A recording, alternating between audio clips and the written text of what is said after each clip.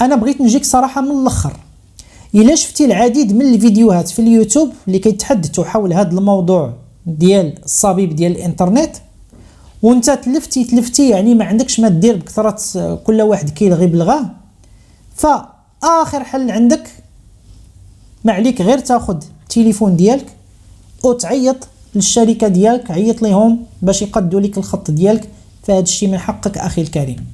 مادام وصلك الدوبلاج وما مستافدش منه وما عرفتيش كيفاش تحل المشكل بنفسك، قل لهم الو عندي مشكل ديال الصبيب محدود في 100 ميجا، غادي يجيو وغيحلوا لك المشكل بطريقه رسميه، وعبر معاهم الصبيب وهما حداك قبل ما يمشيو باش تكون حتى انت مهني، وغادي يحلوا لك المشكل كما كان.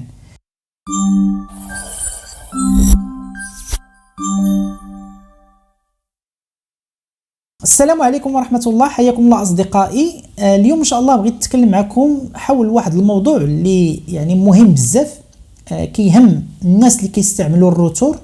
وهذاك الروتور يعني كيكون مربوط مع البوان داكسي، لأنه يعني شحال من واحد يقدر تكون غايبة عليه بعض الأمور التقنية. وإن شاء الله هدفي من هذا الفيديو هذا هو تنوير الناس اللي ما عندهمش إلمام بالأمور التقنية باش أنهم يستافدوا من صبيب الإنترنت من بعد الترقية اللي عملتها اتصالات المغرب، ويتفادوا كاع المشاكل اللي ممكن انهم يلقوها بخصوص هذا الموضوع هذا، لانه حاليا يعني مازال الناس كيعانيوا من مشاكل عده مع صبيب الانترنت.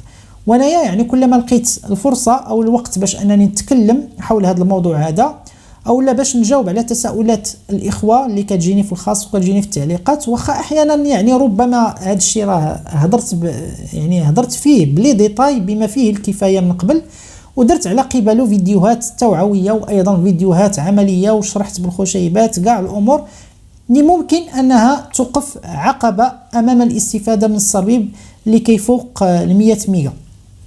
الا انه على ما يبدو مازال الناس تيسولوا بكثره حول هذا الموضوع هذا. داكشي علاش مازال الموضوع باقي مستمر حتى يلقاو كاع الناس الحلول الناجعه لهذا المشكل. ممكن احيانا ايضا في هذه المقاطع هادو اللي كيكونوا طوال هكا، واخا كيكونوا طوال، نضمن فيهم فيديوهات عمليه اذا استلزم الامر، باش كل شيء يفهم وكل شيء يستافد يعني بشكل عملي، ماشي فقط داوي خاوي كما كنقولوا. فهذا المشكل ديال الصبيب يعني كيعاني منه بكثره الناس اللي الدوبلات ليهم، يعني اللي لحقهم الدوبلاج، اللي الدوبل ليهم الصبيب، يعني ماشي الناس اللي عاد يلاه داروا الفيبر اوبتيك، لانه كاين اللي عندهم ربما الناس القدام اللي عندهم روتورات قدام، المنافذ ما كيدعموش الان جيجا، او ربما منفذ واحد اللي كيدعم 1 جيجا بحال الحاله ديالي تقريبا راه حكيتها لكم، او ربما الكابلاج ما دايرش مزيان الى اخره. يعني كاع المواضيع اللي كنت دويت عليها من قبل واللي حددتها في شروط معينه.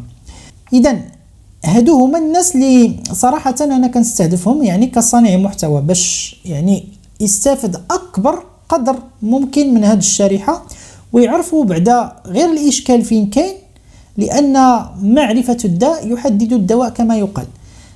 كاين اللي سولني على البوان داكسي، علاش ما كيخرج الصبيب ديال 200 ميجا، كيوصل حدود 100 ميجا وما كيفوتهاش، مع ان الروتور والكابل مزيانين ما فيهم حتى شي مشكل. اذا فين كاين هذا المشكل؟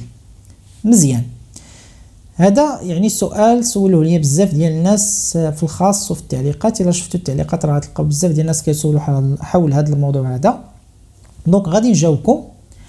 وباش تقدر تفهم معايا اخي الكريم مزيان الموضوع، بغيت نقرب لك يعني الصوره اقصى ما يمكن، فانتبه معايا مزيان الله يعطيك الخير. نفترضوا مثلا انت مدخل لفيبر اوبتيك، وحداك مثلا واحد جارك مستافد معاك من هذاك الفيبر اوبتيك اللي دخلتي ودوزتي ليه الكابل يعني من دارك لدارو، وهذاك جارك مركب واحد البوان داكسي، وانت كصاحب الاشتراك عندك الروتور الرئيسي في دارك، المنافذ ديالو كلهم كيدعموا 1 جيجا بايت، والكابل عندك ناضي كاتيجوري 6 فما فوق، نقولوا كاع حنا عندك 7. فملي كتجي تيستي نتا الصبيب ديالك في دارك كتلقى بان 200 يعني ميجا او مهما كان العدد واصلك مزيان والامور عندك يا سلام. لكن المشكل عند جارك، ملي كيجي يتيستي الصبيب عنده كيلقى بان هذيك 200 ميجا ما كتوصلوش، كتوصلو منها غير 100 ميجا، ما كتفوتهاش حدها 100. وهنا طبيعة الحال فجارك غادي يتنوى وغيقول واه ياك هذاك جاري يعني كيجي تيستي كيلقى عنده 200 ميجا وانا كنجي تيستي كنلقى غير 100 ميجا، اذا هو عاطيني غير النص ديال الصبيب. وهذا الشيء راه تقنيا ممكن انك تحدد الصبيب اللي بغيتي تعطي لجارك او لا بغيتي تعطي للناس اللي متصلين معك في الروتور، حيت انت اللي عندك الروتور الرئيسي، انت المتحكم. فهنا غيكون حرج بينك وبين هذاك الجار، وانت هنا اخي الكريم راه خصك تكون واعي بالاسباب اللي خلات هذاك جارك ما كيستافدش بحالك من الصبيب الكامل، باش تفهمو مزيان وتقول ليه اودي راه المشكل ان البوان داكسي اللي كتستعمل في دارك لي بورت ديالو ما كيدعموش 1 جيجا، حدو 100 ميجا، يعني ما غاديش يعطيك اكثر من هذاك الحد. دونك شنو غادي دير؟ غادي خصك تبدل وتجيب واحد البوان داكسي اللي كيدعم 1 جيجا، يعني يكون جيجا بايت. وإلا كاع بغيتي كاع دير معاه مزيان وفوق فيكيك كما كنقولوا، حيت جارك هذا كل 10 وعارج الجار على جارو، فإلا ما عمرك خديتي مثلا بوان داكسي من عند الشركة ديال اتصالات المغرب مثلا، سير عندهم وطلب منهم واحد البوان داكسي مجانا غيعطيوه لك، فهذاك راه حقك انك تستافد من بوان داكسي مجانا. خذو وعطيه لهذاك جارك باش يستافد منه، حيت اكيد المواصفات ديالو غيكونوا مزيانين وكيدعموا المنافذ الجيجا بايت. واخا هادشي صراحه راه ماشي قانوني. المهم ندوزو دابا للشرح العملي باش نوضح لكم مزيان هادشي اللي قلت بطريقه عمليه. اذا تابعوني. اذا كما كتشوفوا معايا اخواني اخواتي، هذا روتور ديال اتصالات المغرب هواوي، كنت شرحته لكم في الحلقه السابقه. هذا الروتور هذا ربطته مع هذا الروتور هذا راه روتور ديال زي تي او موديل اش 288 ا كما كتشوفوا معايا ديال اورانج. هذا الروتور هذا فيه الخاصيه ديال انك الا بغيتي تحولوا لو بوان داكسي، راه فيه منفذ لوان كما كتشوفوا معايا هنا، ها هو منفذ لوان كما كتشوفوا، هو منفذ دي اس ال الا بغيتي ديروا يكون الروتور عادي. هذا الروتور هذا وهذا الروتور هذا كلهم كيدعموا منافذ الجيجا بايت، كيدعم منافذ الجيجا بايت وكيدعم منافذ الجيجا بايت. هاد الخيوط هادو، هاد لي كابل هادو كاتيجوري 6 من النوعيه الجيده، كاتيجوري 6 اللي كيتحملوا السرعه اللي كتفوق 100 ميجا بايت بجوجهم، سواء هاد الكابل اللي برونشيتو مع الروتور، سواء هاد الكابل اللي برونشيتو من الاكسس بوينت للبي سي، كلهم كيدعموا السرعه اللي كتفوت 100 ميجا بايت. ها انتم باش نوريكم من اجل المصداقيه، ها هو هنا كما كتشوفوا معايا، ها هو دايز من هنا، ها هو دايز مباشره الحاسوب، ها انتم كما كتشوفوا معايا، ها هو تمام. دابا بغيت ندير معكم واحد تيست، بغيت نعبر معكم بسبيد تيست باش نشوفوا يعني السرعه ديال هاد لو بوان داكسي. انا راه رابطو مع البوان داكسي مباشره، البي سي مع البوان داكسي كما شفتوا معايا قبيله. اذا غنجي هنا نفتح سبيد تيست، ها هو الساعه دابا شحال 5:58، يعني هاد الوقيته راه كيكون الضغط مع العطله ومع سميتو راه كاين الضغط. اذا غادي نديرو جو باش نشوفوا شحال غادي يطلع لينا. لاحظوا البينغ راه عندي 21. انا راه كاع ما كنتسوقش البينغ حيت انا ماشي جيمر، ماشي ما كنحتاجش البينغ يعني لدوك الامور اللي اصلا غنحتاجو فيها البينغ. انا اللي كيهمني هو الرفع والتحميل، الداونلود والابلود، هذا هو اللي مهم عندي. اذا لاحظوا معايا الداونلود 221.27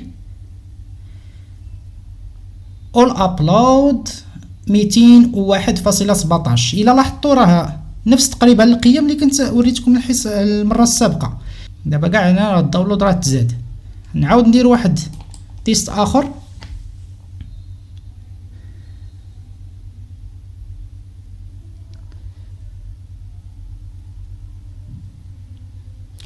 هانتوما لاحظوا معايا الاخوان،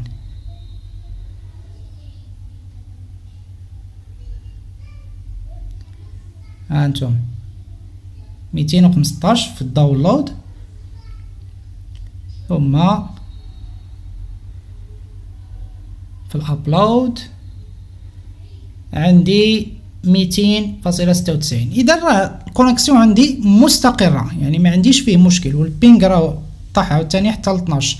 هذا البينغ هذا راه كاين بزاف ديال العوامل يعني متداخله اللي كيخلوه يا اما كيطلع يا اما كيهبط. المهم هذا نقدروا نهضروا عليه في موضوع اخر ان شاء الله. انا ما كيهمنيش كما قلت لكم، ولكن الناس اللي كيهمهم الموضوع انا غادي نهضر لكم على البينغ مازال في مرات اخرى، حيت كان اللي جاني في التعليقات وسولني على البينغ، مازال نهضر لكم ان شاء الله على البينغ. وكذلك غادي نهضر لكم على، يعني قبل البينغ غنهضر لكم على كيفاش كونفيغوريت هذا الروتر هذا وحولته لاكسس بوينت كيدعم ليا اتصالات المغرب. هذا راه اورانج وهذا اتصالات المغرب. فخلاصة القول انه الا كان عندك روتر مزيان وبوان داكسي ما كيدعمش منافذ الجيجا بايت، فالصبيب عندك غادي يكون محدود في 100 ميجا بايت فقط. يعني واخا تعيا ما تيستي بهذاك البوان داكسي القديم اللي عندك غيخرج لك فقط 100 ميجا، لانه مبرمج باش يخرج صبيب ديال 100 ميجا. بالنسبه للسويتش فنفس الفكره، فإلا كنتي مركب السويتش بين الروتور والبوان داكسي ضروري تأكد أن جميع المنافذ ديالو كيدعموا 1 جيجا بايت، حيت إلا كان كيدعم غير 100 ميجا فراه غادي تبقى ديما محصور في هذيك 100 ميجا، ما غاديش تفوتها، ما غاديش يخرج لك هذاك الصبيب ديال 1 جيجا ولا 200 ميجا. يعني هذا الشيء كامل اللي قلت في حالة كنتي كتستعمل الكابل في الاتصال ديالك بالانترنت. ارا دابا نتكلموا على الناس اللي كيعتمدوا على الويفي فقط، ما كيعتمدوش على الكابل. هنا اخي الكريم خصك تعرف بان الصبيب باش يوصلك بشكل كامل او قريب من الكمال، والكمال لله عز وجل، انه ملي تبغي تعبر الصبيب خاص يكون عندك الروتور والبوان داكسي كيدعموا 5 جي اللي هي 5 جيجا هرتز. علاش بالضبط 5 جيجا هرتز؟ لانه هو اللي تيوفر الاتصال بسرعه عاليه. فملي كتعبر السرعه وانت مخدم 5 جيجا هرتز فغتلاحظ ان السرعه عندك تقدر توصل حتى ل 200 ميجا الا كنتي مدخل 200 ميجا، يعني غتوصلك كامله. بلاتي كاع ندير معكم انا واحد تيست دابا، ما خاسرين والو، غندير معكم واحد تيست سريع باش تشوفوا معايا الفرق بين الا استعملت 5 جي شحال غيوصل معايا الصبيب ديال الانترنت. اذا غادي ندير معكم واحد تجربه بسيطه. اولا غادي نتصل ب 5 جي، غادي نتصل بالويفي 5 جي هو الاول. اذا هذا هو هواوي 5 جي، هذا هو الروتور ديالي. اذا من بعد ما اتصلنا ب 5 جي دابا غادي نمشي لسبيد تيست باش انني نقدر نعبر الصبيب ديالي. اذا غندخل سبيد تيست ثم غنضغط على ابدا. اذا لاحظوا معايا اخواني اخواتي شحال غيوصل معايا الصبيب ب 5 جي.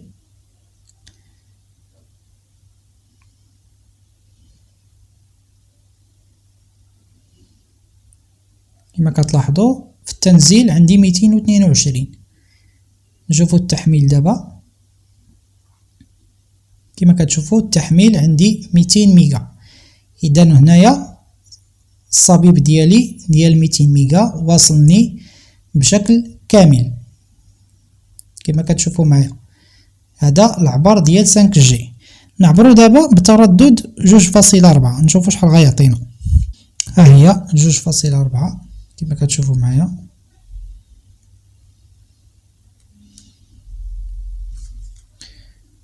ها هي 2.4. اذا غادي نديرها تكونيكطا بها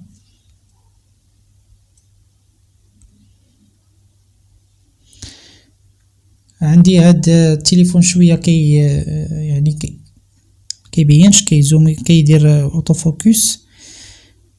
اذا غادي نعبرو عاوتاني ب2.4 نديرو يبدا.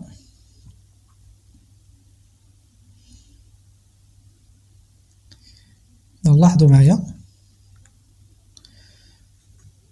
الصبيب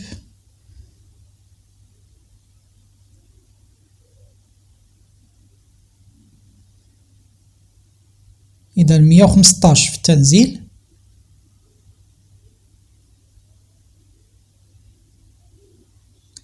و 154 في الرفع كما كتشوفوا. إذا هنايا كما كتشوفوا يعني السرعة ما وصلش كلها لأنني مكونيكطي ب2.4. إذا هذا هو الفرق اللي كنت هضرت لكم عليه قبيله وضحته الآن بشكل عملي كما كتشوفوا معايا. غير هو باش يخدم معاك 5G مزيان خاص تكون قريب من الروتور وما يكونش يعني بينك وبين الروتور عوائق بحال مثلا كثرة الحيوط، مثلا ما يكونش عندك الحيوطة بزاف. خاص يكون الراوتر في الغرفة اللي انت فيها كما انا دابا، او بينك انت والروتور غير حائط واحد فقط، يعني ما يكونوش كثرة الحيوط. هذا الشيء الا استعملتي بطبيعة الحال 5G. اما الا كنتي مخدم ويفي 2.4 جيجا هرتز غير هو تيكون ناقص وما غاديش يوصل لك هذيك 200 ميجا كامله، يقدر يعطيك ديك 140 130 واحيانا 150. فالا بغيتو تزيدوا تعمقوا اكثر في فهم تردد 2.4 و5 جيجا هرتز كنت درت واحد فيديو قديم يعني هضرت فيه على الفرق بيناتهم وامتى يمكن لك تستخدم كل واحده فيهم. وختاما اخي الكريم انا بغيت نجيك صراحه من الاخر، الا شفتي العديد من الفيديوهات في اليوتيوب اللي كيتحدثوا حول هذا الموضوع ديال الصبيب ديال الانترنت وانت تلفتي يعني ما عندكش ما دير بكثره كل واحد كيلغي بلغاه، فاخر حل عندك ما عليك غير تاخذ التليفون ديالك وتعيط للشركه ديالك، عيط ليهم باش يقدوا لك الخط ديالك. فهذا الشيء من حقك اخي الكريم. مادام وصلك الدوبلاج وما مستافدش منه وما عرفتيش كيفاش تحل المشكل بنفسك، قل لهم الو عندي مشكل ديال الصبيب محدود في 100 ميجا، غادي يجيو وغيحلوا لك المشكل بطريقه رسميه، وعبر معاهم الصبيب وهما حداك قبل ما يمشيو باش تكون حتى انت مهني وغادي يحلوا لك المشكل كما كان. كنتي من الناس اللي كيبغوا يحلوا المشكل بنفسهم فعليك بالتحقق من هذه المسائل: الراوتر، البوان داكسي، السويتش اللي عندك والكابل. يعني هاد المسائل هادو بالترتيب عطيتهم لك انا بالترتيب. في حالة كان عندك بيسي يعني البيسي قديم راقب كارت الشاشة، لان احيانا راه كيكون المشكل من كارت الشاشة. صافي هاد الشيء اللي كاين. ونبينا عليه السلام. وهنا كنكون ساليت هذا الفيديو هذا، كنتمنى ما نكونش طولت عليكم بزاف. عافاكم بارطاجيو هذا الفيديو هذا يعني على اوسع نطاق، لان في هذه الظرفيه هذه الناس بزاف محتاجين يقدوا الوضعيه ديالهم بخصوص هذا الموضوع ديال الصبيب. ونتلاقاو ان شاء الله في فيديو جديد بحول الله وقوته. الى اللقاء.